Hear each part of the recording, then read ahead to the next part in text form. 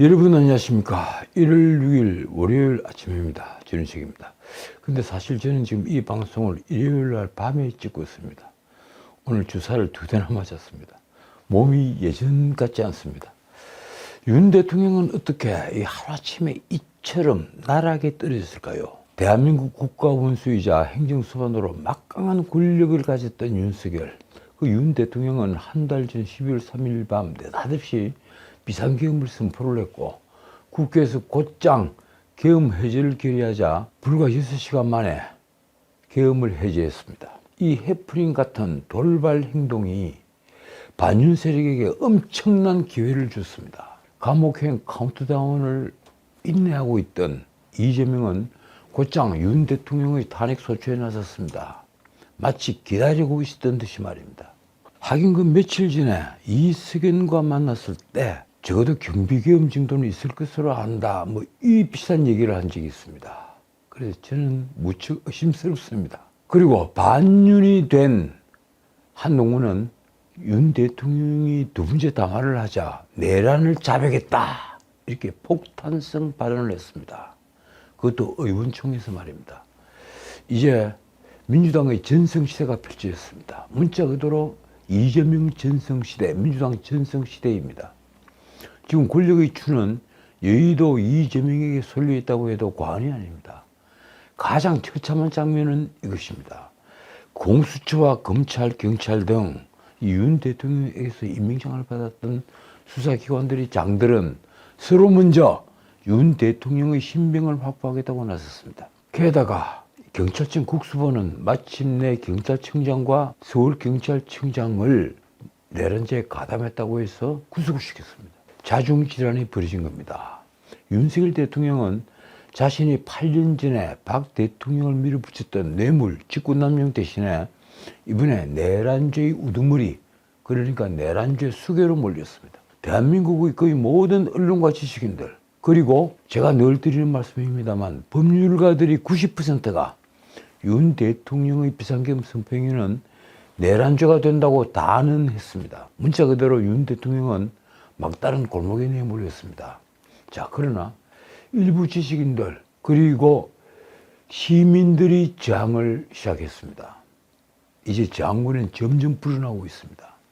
무엇보다 공수처가 서부지방법원에 청구를 해서 발부받았던 체포영장은 여러모로 불법성을 가지고 있었습니다.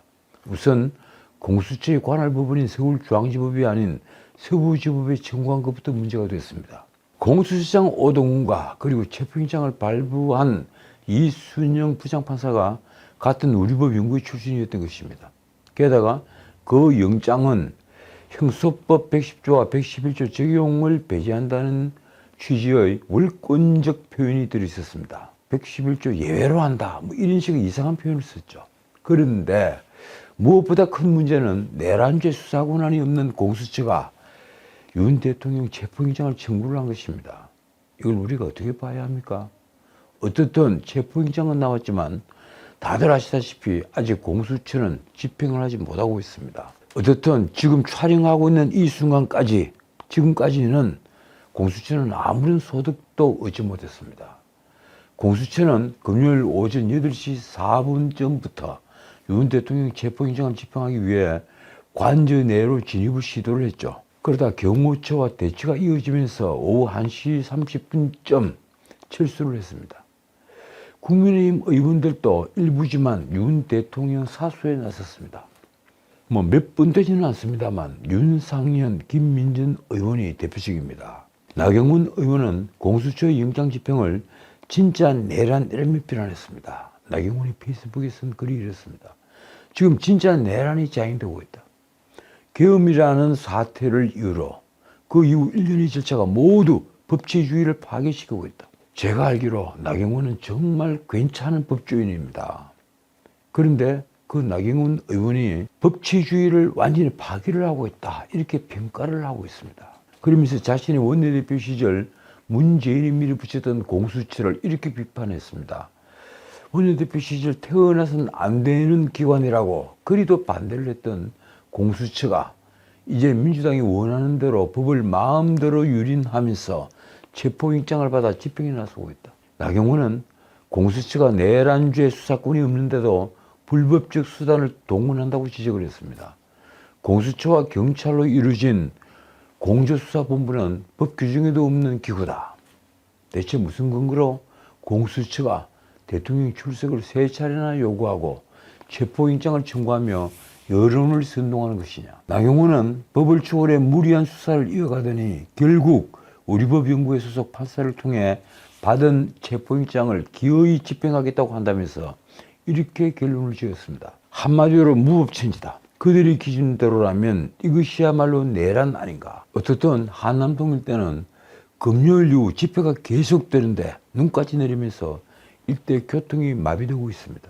그러니까 어제 일요일 새벽 7시에 눈 내리는 한남대로 노면에서 주된 바리케이드 구역 안에는 온몸에 은박 방한 담요를 두르고 웅크리고 있는 사람들이 삼삼오오 모여 있었습니다. 이들이 누굴까요?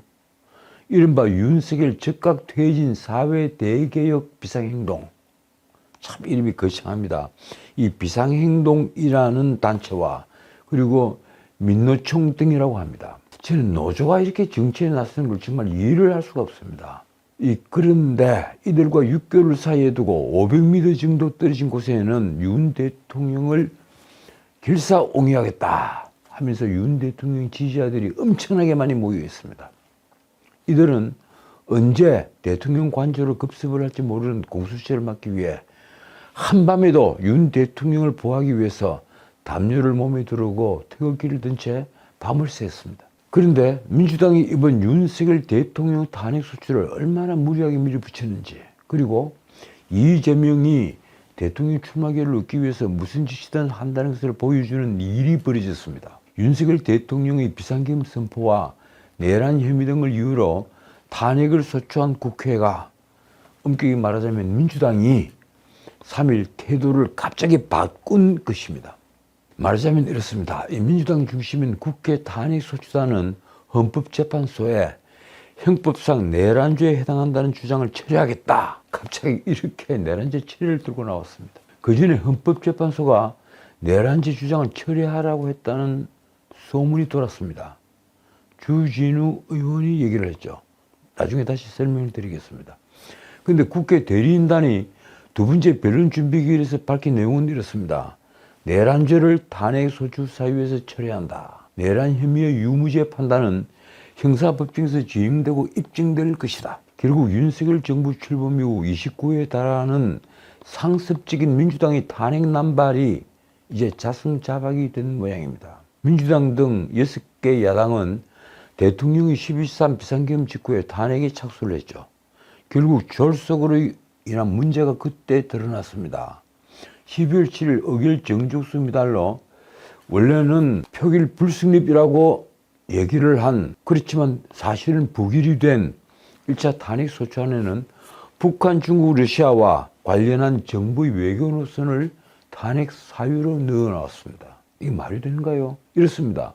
가치 외교라는 미명하에 지정학적 균형을 도외시한 채 북한과 중국, 러시아를 적대시했다. 왜 이 말이 들어갔는가 하면 조국 땅에서 만든 탄핵소추안을 그대로 갖고 와서 썼기 때문입니다. 도대체 이 나라 야당이 이처럼 공산주의 독재국을 비유하도록 된 현상을 우리가 어떻게 보아야 합니까? 그런 사실이 드러나자 민주당은 2차 탄핵소추안에는 탄핵 사유를 사실상 내란죄와 직권남용죄 등 두 개를 줄이는 등 내란 혐의에만 집중을 했습니다. 비상계엄을 헌법 요건에 맞지 않게 선포를 했는데 그것이 내란죄를 범했다. 바로 요구입니다. 이것으로서 2차 탄핵소추안을 만든 겁니다. 그럼에도 헌법재판소 심리가 시작되자 내란죄 불성립 위험에다가 시간을 단축하려는 목적으로 이를 제외하려고 한 것입니다. 언론은 이런 시비 뒤에는 민주당이 윤석열 정부 출범 후 지금까지 한 달에 한 번꼴로 난사해온 상습적인 탄핵소추안 발의가 있다고 썼습니다. 매일신문이 그렇게 썼더군요. 윤석열 정부 출범 후에 2년 7개월 동안 민주당이 발의한 공직자 탄핵소추안은 모두 29건, 이 중에 13건이 본회의에서 가결이 됐습니다. 제가 지난번 이 방송에서 한번 설명을 드렸죠. 윤석열 정부 이전에 탄핵소추안은 기껏 노무현 대통령 그리고 박근혜 대통령 두 분이었습니다. 그런데 그 뒤에 13건이나 탄핵소추안이 본회의에서 가결이 된 겁니다. 과반이 넘는 의석수를 바탕으로 이 다수의 폭정을 벌여온 것입니다. 사실 대통령은 그렇다 쳐도 국무총리, 장관, 감사원장, 중앙지검장, 그리고 검사들, 방통위원장 등을 탄핵 소추를 하고 또 탄핵을 하겠다고 급박을 하는 민주당을 우리가 어떻게 봐야 합니까? 제가 그래서 다수의 폭정, 입법 폭주, tyranny of the majority, 이게 민주주의에서 우리가 가장 경계를 해야 되는 바로 다수의 폭정, 다수의 전제를 말씀드렸던 겁니다. 탄핵소추안에서 내란죄를 빼겠다는 것은 윤 대통령이 비상계엄을 선포하는 행위가 헌법을 위반한 것만 주장해서 탄핵심판 심리를 신속하게 진행하겠다는 취지입니다. 사실은 그게 목적이었습니다. 그런데 이게 얼마나 우스꽝스러운 모양입니까? 처음부터 민주당은 두 번째 탄핵소추안을 발의할 때 비상계엄 선포 행위는 곧 내란이라는 명분을 내세웠습니다. 수사기관들은 앞다투어 육군 참모총장을 비롯한 군의 장성들을 내란에 가담했다 하는 혐의로 구속을 했습니다. 그런데 갑자기 태도를 바꾼 것은 두 가지 이유에서일 것입니다. 다시 한번 정리하자면 이렇습니다. 하나는 무엇보다도 비상계엄 선포를 두고 내란으로 규정하기에는 여러 이견들이 많았습니다. 헌법학계의 태도라고 불리는 허영 교수님 역시 내란죄 구성 요건에는 해당되지 않는다고 했습니다. 중앙일보에 글까지 썼죠. 둘째, 무엇보다도 내란죄를 헌재에서 다투게 되면 탄핵소추안 심리는 무한정 늘어날 수 있다는 두려움 때문입니다. 수많은 증인들이 나와야 할 것이고, 그리고 어쩌면 형사직 문제로 경찰에서 수사를 하는 동안 헌법재판소 심리는 중지를 해야 할 것입니다. 지금 이재명은 자신이 공직선거법 위반 사건 대부분 판결이 나오기 전에 윤석열 대통령이 어떻게 하든 헌법재판소에서 파면이 되고, 그리고 그 2달 뒤에 대통령 선거일정이 잡히기를 고대하고 있습니다. 그렇게 되기만 하면 이재명과 민주당은 당당하게 대법원에다가 재판 연기를 요구할 것입니다. 그때 트럼프의 전례를 들먹이겠죠. 그래서 헌재에서 굳이 내란죄에 대한 심리를 할 필요 없이 헌법이 정한 비상계엄 요건이 충족되지 않았는데도 비상계엄을 선포한 헌법 위반을 이유로 윤 대통령을 파면해 달라는 것입니다. 그런데 과연 이게 가능할까요? 혹시 헌법재판소와 짜고 하는 것은 아닐까요? 저는 모든 것이 걱정이 됩니다. 윤 대통령 측은 이번 탄핵 심판은 내란죄 성립을 토대로 한 것인데, 내란죄가 성립되지 않는다면 탄핵소추 자체가 잘못된 것이라며 반발을 했습니다. 당연한 반발입니다.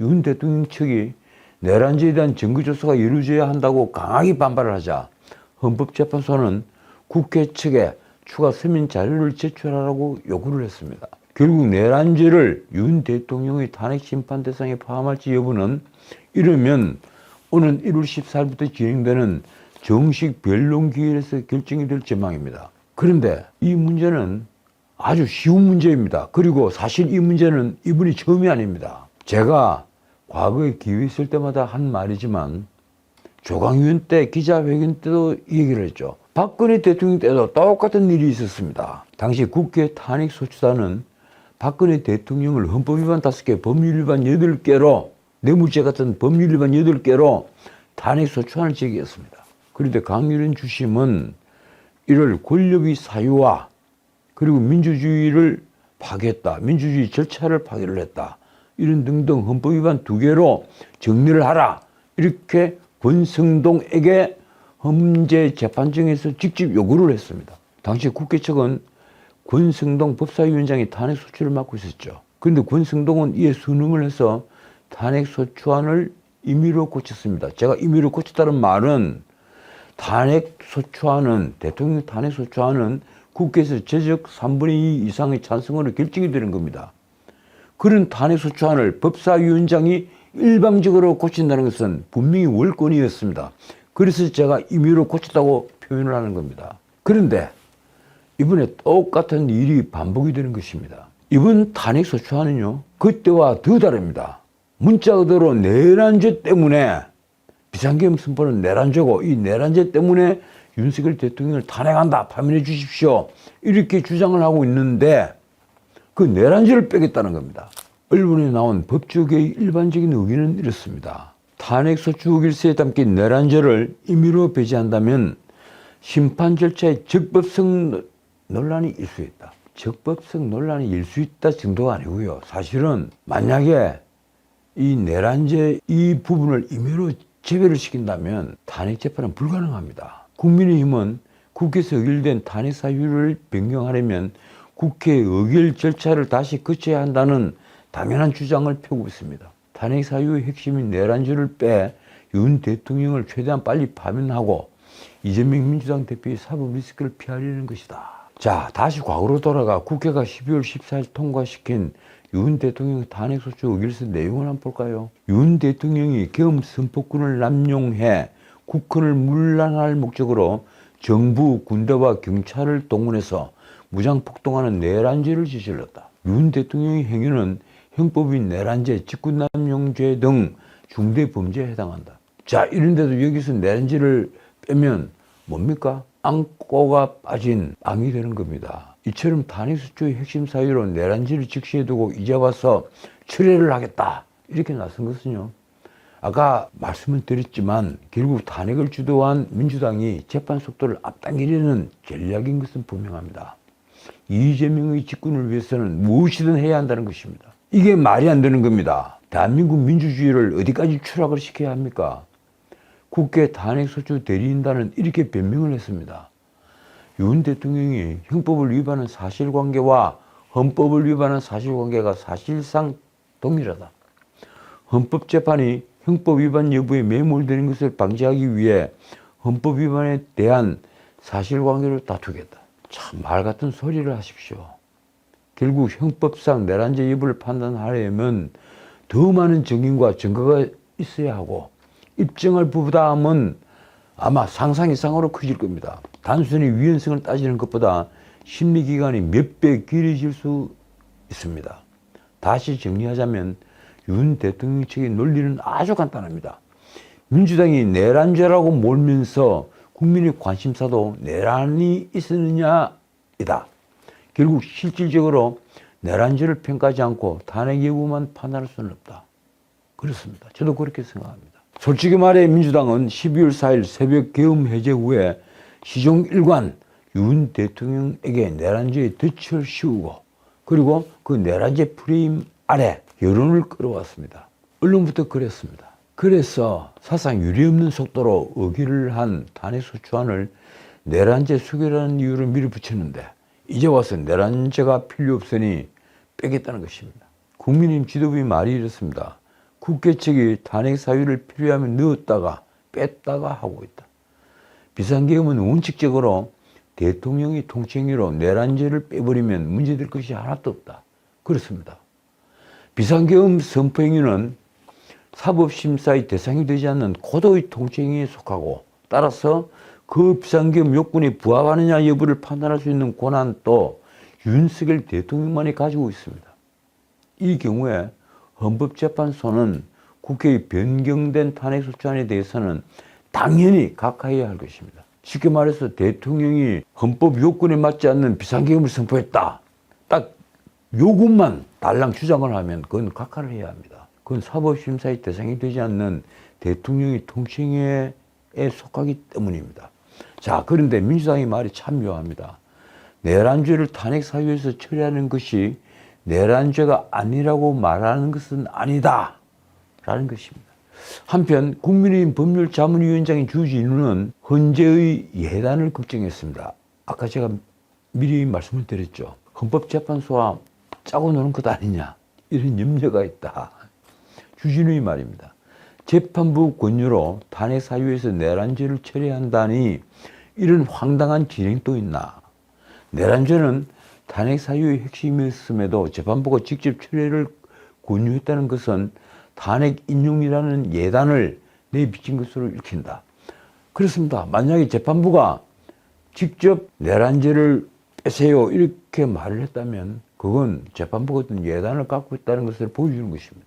나머지 헌법 위반 문제로도 충분히 윤석열을 파면할 수 있다. 뭐 그런 내용이겠죠. 어떻든 그러나 실제 변론 준비 절차에서 헌법재판관이 직접 내란죄 철회를 권유하지는 않았습니다. 어쨌든 주진우의 말처럼 탄핵에 찬성한 의원들은 탄핵 소추안에 나온 내용을 모두 합쳐 종합적으로 판단한 것입니다. 따라서 핵심 탄핵 사유가 철회됐다면 국회는 어떻게 해야 합니까?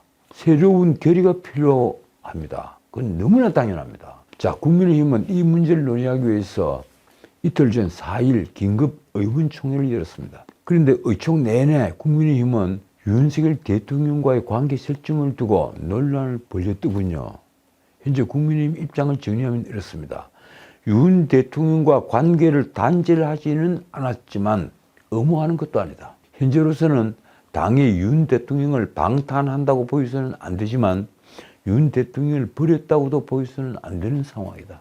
이게 무슨 말인가요? 민주당이 만약에 이 입장이었다면 어떻게 했겠습니까? 민주당은 과거 이재명 대표에게 구속영장을 청구를 하니까 한 명 빠지지 않고 다 몰려갔습니다. 국민의힘은 왜 이럴까요? 자신들이 배출한 대통령이지 않습니까? 그런데 이제 반반이다. 쉽게 말하면 반반이다. 이렇게 표현을 하고 있습니다. 언론은 1월 1일 윤 대통령이 관저 앞에 모인 지지자들에게 보낸 편지에 대해서 국민의힘이 공식적인 입장을 밝히지 않았다고 보도를 했습니다. 저도 그 편지는 좀 비판적인 시선으로 보고 있습니다만 그래도 국민의힘은 그러면 안 되죠. 자, 그런데 국민의힘은 그래도 공수처 윤 대통령 체포영장 집행, 헌법재판소 윤 대통령 탄핵 심판 등에 대해서는 아주 강경한 입장을 보였습니다. 공수처 체포영장 청구와 발부 그리고 그 집행은 공수처와 법원의 월권이며 국회 탄핵소추단이 탄핵 사유에서 내란죄를 처리한 것은 절차적 정당성이 결여됐다. 이렇게 주장을 하고 있는 겁니다. 그렇다면 왜 윤 대통령 관저 앞에 시민들이 그렇게 모여들어서 밤을 새우고 있는데 기껏 윤상현, 김민전 의원 등 몇 분밖에 보이지 않습니까? 어쨌든 그럼에도 국민의힘은 윤 대통령 체포와 탄핵 문제에 대한 당의 입장이 대통령 개인을 비호하거나 계엄을 옹호하는 차원은 아니라고 밝혔습니다. 그렇게 겁이 나는가요? 4일 국민의힘 의원총회에서 원내대표 권성동이 한 말이 이렇습니다. 한번 들어보십시오. 우리가 공수처의 대통령 체포영장 집행을 비판하는 것은 대통령 지키기가 아니다. 법질서, 법치주의, 대한민국 지키기다. 이 말이사 당연한 말이죠. 하지만 그것이 그렇게 딱 칼로 무를 자르듯이 구분이 되는 겁니까? 자, 이런데 한편 국민의힘 홍준표 대구시장은 이날 페이스북을 통해 민주당의 행동을 이렇게 힐난했습니다. 탄핵소추 심판 사건에서 내란죄 부분을 민주당이 철회한다는데 그렇게 하려면 변경된 내용으로 또다시 국회 의결을 받아야 한다. 박근혜 탄핵 때는 그런 절차를 거치지 않고 우격다짐으로 엉터리 헌재 판결을 했는데 이번에 한번 두고 보겠다. 국민의힘 박수민 원내대변인이 내린 결론은 또 이렇습니다. 내란죄 제외는 자칫 국회 탄핵소추안을 다시 가결해야 하는 심대한 논란으로 증폭될 수 있다. 아니, 증폭되는 것이 아니라 당연히 탄핵소추안을 새로 가결을 해야만 합니다. 자, 또 하나의 문제, 윤 대통령 체포영장은 어떻게 될까요? 윤 대통령 변호인단은 내란죄 수사 권한이 없는 공수처의 체포영장에 응할 수 없다고 해왔죠. 경호처는 공수처 영장 집행 시도에 대해서 이렇게 말했습니다. 법적 근거 없는 무단 침입으로 경호구역과 군사기밀시설을 시설장의 허가 없이 출입문을 부수고 근무자에게 부상을 일으켰다. 불법 행위를 자행한 책임자와 관련자에 대한 법적 조치를 통해 반드시 책임을 물을 것이다. 자, 경호처는 이 공수처에 책임을 묻겠다고 나왔습니다. 자, 그런데 그 반대편에는 공수처, 공조보는 박종준 경호처장과 차장을 특수공무집행방해 그 혐의로 입건을 하고 4일까지 출석을 요구했습니다. 물론 경호처장, 차장은 가지 않았습니다. 경찰은 관저 경호를 맡던 수방사 55 경비단장에게도 참고인 신분 출석을 요구했습니다. 나라가 완전히 두 쪽으로 갈라진 현장입니다. 나라를 이렇게 두 쪽으로 딱 가르게 만든 자들은 도대체 누구입니까? 그 자가 내란죄 범인입니다. 자, 오늘은 여기까지입니다. 한편 서울 서부지방법원 이번에 엉터리 체포영장을 발부를 해서 문제를 일으켰죠. 그런데 더 놀라운 사실이 벌어졌습니다. 서울 서부지법은 변호인단이 체포수색영장 집행을 불허해달라며 낸 이 신청을 기각했습니다. 이 영장에 이러이러한 문제가 있고 그리고 내란죄 수사권이 없는 공수처가 신청한 여건이니까 이걸 다시 불허해달라 이러는데 그 이의신청을 기각했습니다. 체포영장은 이의신청 대상이 되지 않는다는 게 주 이유로 적혀 있다고 저는 알고 있습니다. 그런데 좌파 매체들은 마치 그 영장이 아주 정당한 영장이라는 결정이 나왔다는 식으로 이 결정을 수십 차례 반복 보도하고 있습니다. TV를 한번 틀어보십시오. 같은 앵커가 거의 10분 간격으로 자, 긴급뉴스입니다. 계속 이 얘기를 하고 있습니다. 왜 그럴까요? 윤석열 대통령에 대한 체포영장은 정당하다. 이걸 국민들에게 주입을 하겠다. 세뇌를 하는 것처럼 제게는 보입니다. 어떻든 서부법원은 이제 좌파 이념의 법관들 성지가 될 모양입니다. 그런데 명백히 관할을 위반하고 내란죄 수사권이 없는 공수처가 청구를 한 체포영장에다가 일개 법관이 법의 적용을 임의로 배제를 하는 문구를 삽입한 그런 체포영장이 불법이 아니고 합법이라는 것입니까? 그건 원천무효입니다. 만약에 그게 합법이라면 그런 대한민국이라면 우리가 굳이 지킬 가치가 없습니다. 지금까지 전인책이었습니다.